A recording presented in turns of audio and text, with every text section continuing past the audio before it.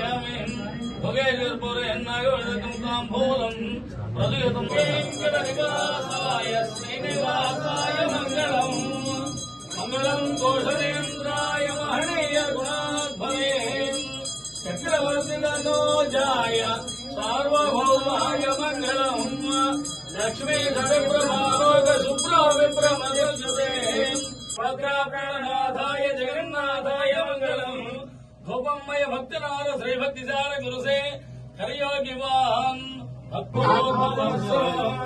నారాయణాయ విద్మహే వాసుదేవాయ ధీమహి తన్నో విష్ణు ప్రచోదయాత్ మహాదేవ్యై విద్మహే విష్ణువర్ధనం సంభరిదాస్థితి మీకు నిత్యని మహాత్ముని సంక్రాంతికు శుభగం శుభం తథాస్తు.